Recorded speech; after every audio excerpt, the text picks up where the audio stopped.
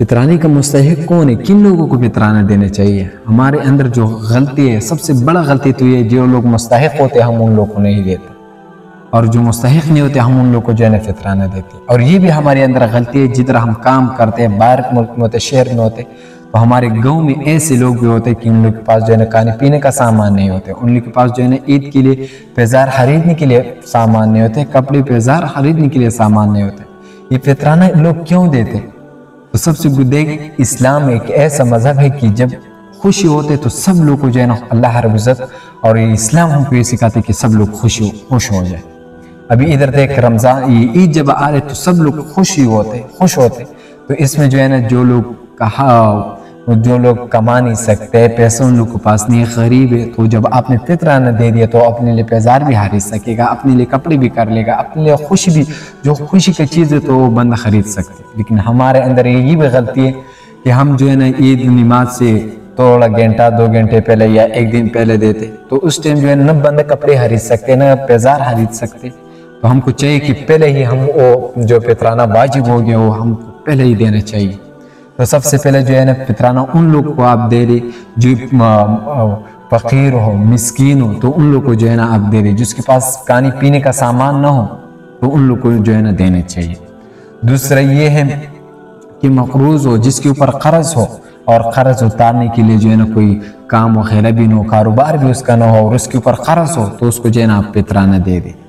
تیسرا یہ ہے کہ معذور ہو، کما نہیں سکتے، تو اس کو جو ہے نا آپ فطرانہ دے سکتے، وہ اس کا مستحق ہے کہ آپ اس کو یتیم ہو، بیوہ عورت ہو، اس کا جو ہے نا کمانے والا کوئی نہ ہو، تو اس کو بھی جو ہے نا فطرانہ آپ دے سکتے، اس کو جو ہے نا مستحق کہ آپ اس کو فطرانہ دے دیں۔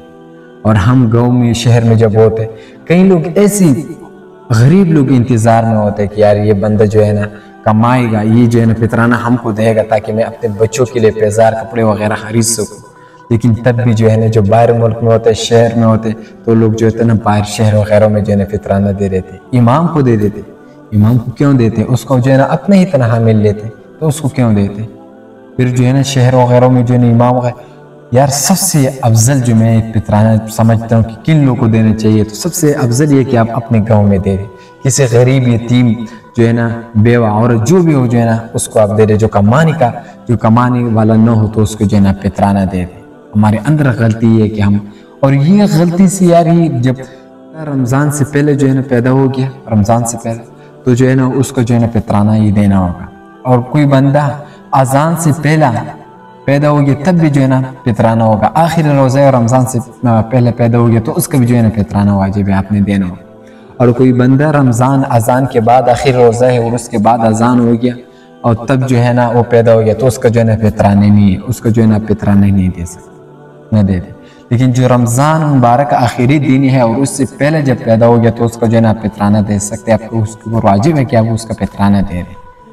لیکن کن لوگ جو ہوتے ہیں کہتے ہیں ہم فطرانہ کیوں دے دیتے، یار اتنے پیسے ہو گئے، 400 ہو گئے، ہم کیوں دیتے؟ تو جو رمضان مبارک میں جتنی غلطی جو انسان سے چھوٹے موٹے غلطی ہوتے